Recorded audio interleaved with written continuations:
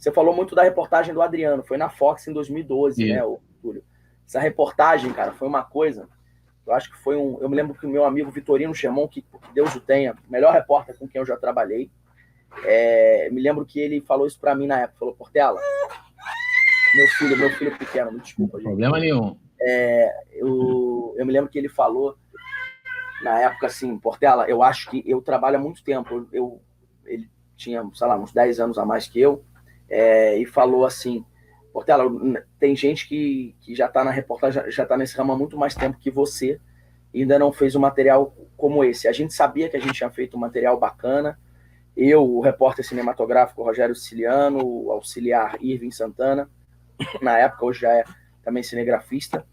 Quando a gente passou a semana inteira indo para a favela, para Vila Cruzeiro. Isso. E até uma época que era uma época até um pouco mais tranquila, tava com o PP, né? Eles falam como mesmo que eles falavam?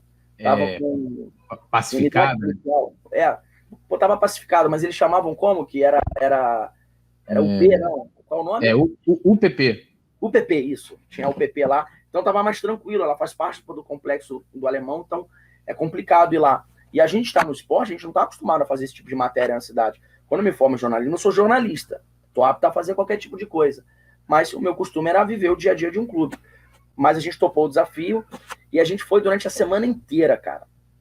Lá fizemos algumas fontes, alguns amigos do Adriano, porque ele tinha acabado de ser dispensado do Flamengo, porque ele tinha aparecido no Barra Show, se não me falha a memória. Aí o Flamengo dispensou, eram algumas das coisas que ele estava fazendo, o Flamengo não gostou, dispensou. A gente ficou indo lá. A matéria eu fui produzir para o repórter Luciano Calheiros, que acabou ficando pegado na época e foi gravar a passagem e tal. Fiz a matéria com ele.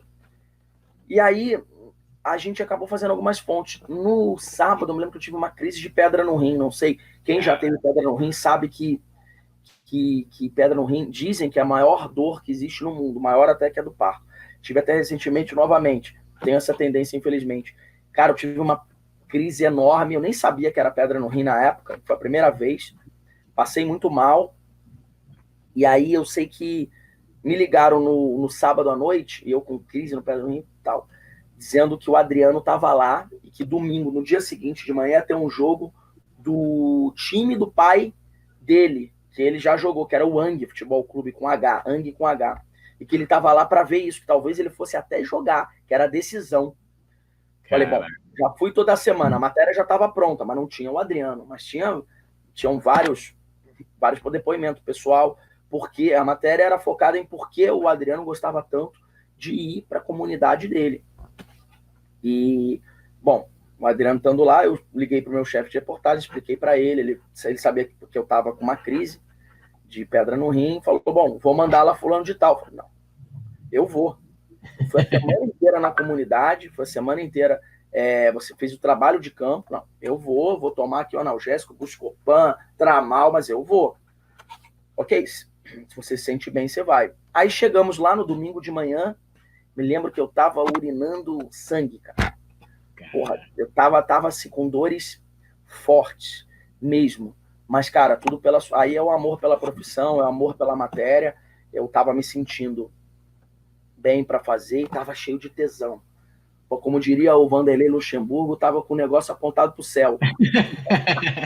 Então, falei, bom, esse é meu momento. Aí, quando eu vi que o Adriano tava lá, falei, bom, vou abordar ele, vou fazer a entrevista, vou tentar. O time lá, a comunidade, a favela em festa, todo mundo lá. Falei, bom, vamos lá então, vamos embora, vou fazer. E aí, cara, quando eu fui abordar ele, eu falei, Adriano, tudo bem? Ele tava com uma loura bonita, uma menina bonita, de mão dada. Eu falei, tudo bem, Adriano? Você me desculpa, eu com um cinegrafista atrás, com o auxiliar, ele viu já que era de televisão. Você me desculpa, cara, eu não quero te atrapalhar, nada. Abordei ele com educação, total respeito. Falei, só quero fazer uma entrevista contigo, quero te ouvir frente a isso tudo que está sendo falado. Aí ele, não vou. Aí ele falou, não. Aí ele fez assim, meio que não. Eu falei, não, se você quiser, a gente não toca nenhum tipo de problema, mas vamos conversar. Problema? Eu não tenho problema, ele me respondeu. Aí eu falei, putz, ferrou. O Adriano falou que não tem problema. Porra, todos nós temos problemas, né? Aí, enfim, fiquei arrependido, talvez empreguei uma palavra errada ali na hora, sou eu que quero entrevistar ele, não é ele que quer me entrevistar. E aí, mas eu continuei seguindo ele. E aí o jogo já tinha acabado. O Adriano não jogou, mas ficou assistindo o jogo. Eu esperei o jogo acabar. Foi até para os pênaltis, o time do pai do Adriano ganhou, ele estava feliz da vida. Aí ele foi tomar um banho de mangueira.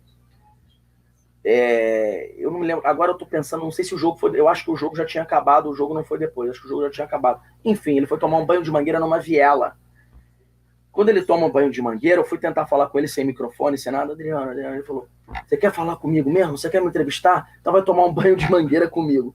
Meu irmão, tava calor pra caramba. A essa hora não doía mais nada, pedra no rim. O Adriano, na época, era centroavante para a seleção brasileira. Isso. Do Flamengo. Um cara nível mundial. Aliás, um dos melhores centroavantes que eu vi jogar.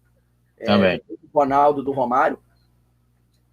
Para mim, até, junto com o Gabigol, o maior centroavante da história do Flamengo, junto com o Gabigol e o Nunes.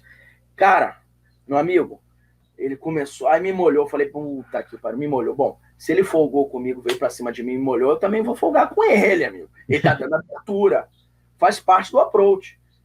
Pois é, aí conversamos, falei, Adriano, vamos lá. Ele falou, calma aí. Ele começou a dar banho nos garotinhos que ficavam correndo atrás dele, né, uma celebridade desse tamanho.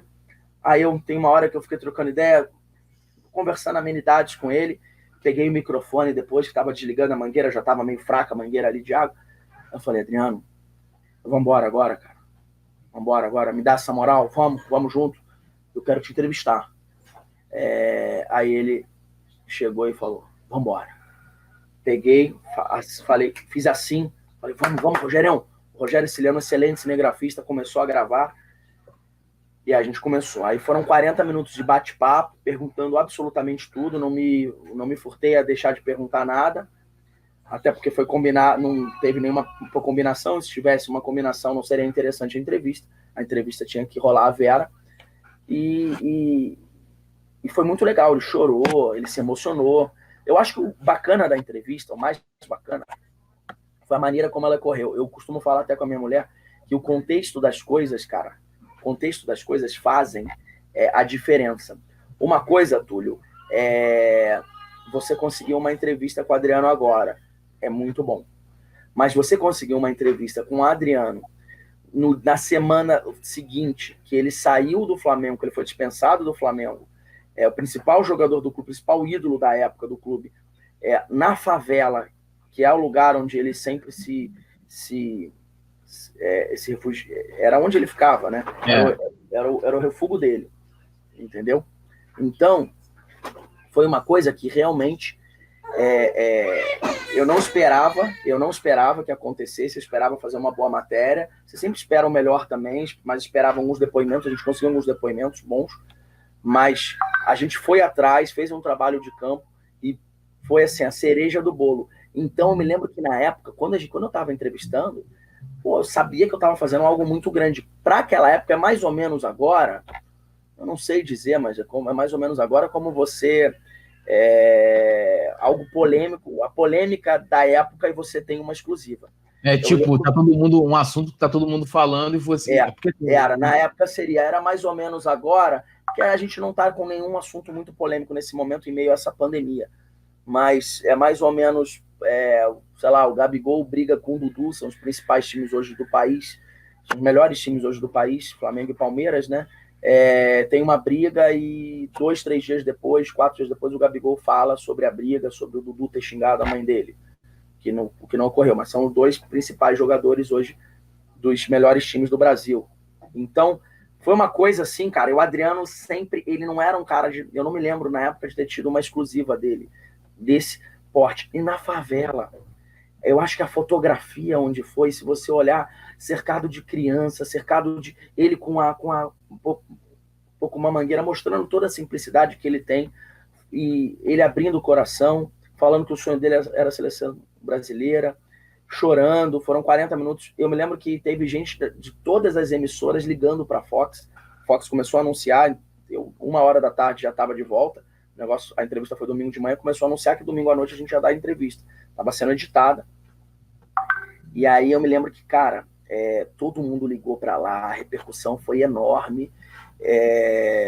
Me lembro que fui chamado pelos chefes da Fox lá, parabenizado. Foi realmente um trabalho que você sabe, você tem noção, o jornalista tem noção, cara, fiz um trabalho foda. Esse trabalho foi foda. Eu, junto com toda a equipe. Lógico, já fiz trabalhos ruins, já fiz trabalhos bons, mas esse trabalho, se é bom, esse trabalho vai ficar pelo ineditismo dele ali na época, né, cara, pelo contexto que ele tinha na época, até hoje. Falam dessa entrevista pela maneira como ela foi na época, e foi um trabalho muito bacana. Eu não sei se eu vou conseguir repetir um trabalho, eu tenho 2 livros, um sobre o Botafogo, outro sobre o Flamengo. Não sei se eu vou conseguir vou repetir, porque a repercussão realmente foi muito forte. E esse meu amigo, Vitorino Sherman, o melhor repórter que eu já trabalhei, que infelizmente acabou falecendo naquele triste episódio do acidente lá da Chape. Ele me falou isso, falou, cara, não sei, sabe aquela coisa, você não sabe. Uma vez também entrevistando para um livro Gotardo, que foi campeão no Botafogo, no Flamengo, me falou, cara, eu falava isso quando estava na final. Curtam essa final. Quando ele estava na final, acho que da Libertadores com o Cruzeiro, no Brasileiro, com Botafogo, Flamengo, ele me contou, curta esse momento, porque talvez a gente não vá repetir. Eu espero conseguir outras reportagens, acho que todo jornalista é repórter, eu espero conseguir outras coisas. Muitas vezes a gente que está trabalhando no backstage, a gente é que produziu a matéria e o repórter é que aparece, mas não tem problema. Só de eu saber que eu estou fazendo um bom material é bem legal, mas é difícil você conseguir fazer um material daquele como foi o Adriano abrindo o coração. Foi muito legal. Cara, o Carlos, assim, desculpa até te interromper, para você ter noção, assim, eu falando como espectador, né? Como eu te falei, essa é a única matéria. Vamos pegar quantas entrevistas eu lembro do Adriano de lá para cá, exclusiva, né? Não, né? Trechos, né? Tipo, encontrou em um evento, alguma coisa assim. Eu lembro da entrevista que ele deu para o Benjamin, aí na Fox, foi. Bem depois, né? Bem depois. Sim, bem depois. E teve a entrevista que ele deu no Conversa com o Bial. Eu não lembro se Adriano Foi bem depois também. É um cara muito difícil, né, de dar entrevistas, né, exclusivas. Ele é bem arredio. E aí, além de você ter conseguido a entrevista com ele, como eu falei, você mostrou um Adriano como nunca ninguém conseguiu mostrar. É um Adriano nu, é o Adriano, como você falou, é o Adriano na favela, é o Adriano no seu meio, né? É o Adriano. Assim, cara, assim, aquilo ali é sensacional. E você fala esse bastidor, por exemplo, às vezes dá insistência, né? Pô, você vê ali, o Adriano tá lá, você esperou o jogo acabar, que você poderia chegar ali, fazer umas imagens de apoio do Adriano lá, com o pai, não sei o quê, no bastidor, e colocava já na matéria que, de repente, quando você conseguiu essa entrevista com o Adriano, deve ter mudado tudo a pegada da matéria, a importância, e até para complementar com a pergunta, eu ouço muito o Mauro César falar isso, que todo bom jornalista deve ser um bom repórter de rua, né? Se você concorda com essa afirmação e por quê, e até você falar dessa importância de ser repórter de rua, por exemplo, nessa grande reportagem, que inclusive eu vou colocar depois na descrição daqui da nossa entrevista, que lá no seu canal tem mais de 1,5 milhão de visualizações. É uma matéria, assim, belíssima. Pois é, cara, eu concordo com o Mauro César. Você pode ser um bom jornalista sem ser um bom repórter, mas se você é um bom repórter, você é sim um bom jornalista. Eu acho que o jornalista tem que ser sempre repórter. Você pode estar trabalhando na pauta, na produção, na apresentação, mas você pegar o telefone e ligar, a gente trabalhou lá na Band, eu me lembro que eu ficava nos intervalos ligando, uma vez até me chamaram, o Patrick, nosso amigo que coordena o programa, me chamou, eu estava no telefone, ele não viu, no retorno, eu estava no telefone falando com o dirigente, se não me engano, do Fluminense. Aí eu desliguei e falei, bom, tô aqui apurando, vou até dar notícia agora, acabei de falar com o dirigente do Fluminense, e esse tipo de coisa acontece, não tem como, é gostoso demais, cara, dar uma notícia, às vezes a gente erra, mas às vezes a gente erra porque o cara falou, a gente confirmou com 1 ou 2, e às vezes a gente erra, a coisa não acontece, e aí o cara acha que a gente não quis, que a gente barrigou, né, que é a barrigada, que é a informação errada. Já dei barrigadas, mas sempre tentando fazer o melhor, mas esse tipo de coisa pode acontecer. Vou te dar um exemplo, por exemplo é ótimo, né? Vou te dar um exemplo aqui de uma coisa que aconteceu hoje, ano passado, deu uma notícia até na Band, eu acho, entrei ao vivo falando que a Crefisa através da Faculdade das Américas, né, que é da mesma dona, da Leila Pereira, iria patrocinar, estava conversando para patrocinar o Botafogo, em troca ia explorar um terreno ali do lado do estádio Newton Santos para a Faculdade das Américas e emprestar 2 caras. Se não me engano, era o Borra, que o Botafogo queria, e o Guerra. Meu irmão, a notícia, eu dei a notícia, ela negou, o Botafogo negou, hoje saiu o Carlos Augusto Montenegro falando disso tudo, que estava negociando, que ela chegou aí ao estádio Newton Santos e disse que e o negócio vazou e acabou que não foi, mas que existia negociação e que o Botafogo tinha pedido esses jogadores. Cara, no Twitter, na internet, já foi abordado indo assistir um jogo no Maracanã, no estádio. Cara, chegar e falar assim, não, mentiroso, porra, dando barriga. Cara, aí você escuta isso, você tá indo com a tua mulher, com o teu filho, porra, no supermercado, às vezes. Geralmente a abordagem é tranquila, mas às vezes fala, pô, falou merda lá, hein, meu amigo. Aí o cara vem, por quê? Porque chega a Leila Pereira, falou que era mentira. Chegou o dirigente do Botafogo na época, falou que era mentira. E aí? Aí você fica como? Não aconteceu, os caras estão falando que era mentira.